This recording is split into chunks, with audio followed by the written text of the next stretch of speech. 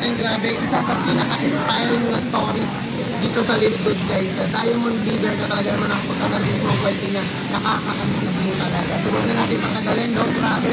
One of the Diamond Leaders here in Live Good. Coach Kaluda. Ayan, hello po.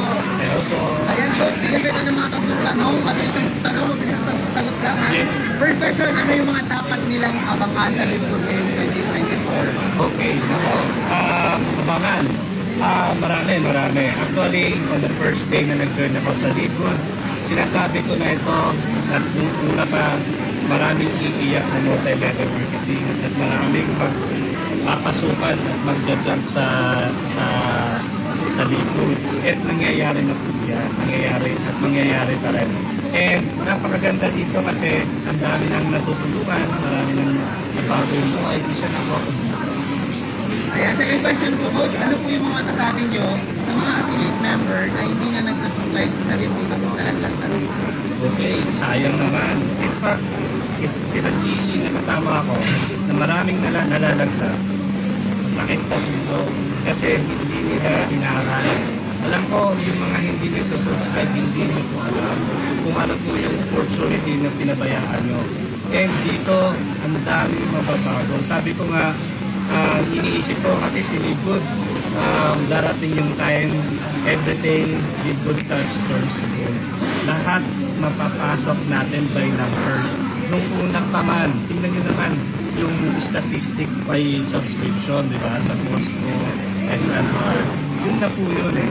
Di ba? Grabe. Third question po, big reason po, bakit kailangan madaliin sa tawin natin sa Live Good? Okay. Lagi ko po ito sinasabi, reach the highest rank as fast as you can. Bakit? Nagtatapon po kayo ng kita kay Live Good. Bakit? Every rank, meron po kayong nabubuksan na level. Once you hit bronze, you have 2 levels. Once you hit silver, you have 4 levels. Pagka nagdating dyan sa isang rank at ang mahataw na sa baba, hindi po kayo binabayaran ng Live Good. Yun yung tinatawag natin na safety net. Para ma-maximize mo yung earning, habulin mo yung rank as fast as you can. Kung meron kang total of 20 downlines, gawin mo na yung silver agad. Kung meron kang total of 100, gawin mo na yung 2 legs para maging gold. Grabe, Lupet. Coach, ito, mabilis ang mga tanong lang. Pipili ka lang sa dalawa. Yes. Okay, isa lang pipiliin natin, ha? Yes. First question, product or compensation plan? Mahirap na panahon yan. Yun yung sinasabi sa akin ng downline ko, partner ko from Japan. Coach, hindi na ikaw yung upline na nakilala namin kasi I'm a product base. Pero pagdating kasi sa product, pagdating ng product galing sa US, hindi ko na pwedeng question yan. Lahat ng product from US is quality yan. Hindi mo may lalabas sa market hanggat hindi dumarating sa proseso. Much more kung dumarating sa ibang bansa. And dumarating sa Singapore, dumarating sa Dubai, dumarating sa Germany, sa Philippines. Ang importante, nakakarating. Now, ang tanong doon, ako actually, kahit wala pang product, sa totoo lang, hindi pa ako nakatikim ng produkto. Okay? Hindi pa ako nakatikim ng produkto, hinataw ko po ito. Kasi, one thing na tinitingnan ko dito, we are pioneer. We are pioneering states. Hindi po ito yung unang pioneer dito sa Pilipinas. Pioneer tayo sa buong mundo. Hindi po ito yung mga pinag-aanuan natin, uy, magbubukas yung isang company dito. Pero 15 years na sa Canada, 20 years na sa US, diba? Hindi po pioneer doon. Ito po yung totoong pioneer. Okay, next question po, Coach. Apply na mabait or apply na magaling? Ayan, pili lang. Kasama na yan sa mabait, sa magaling. Gabi o umaga?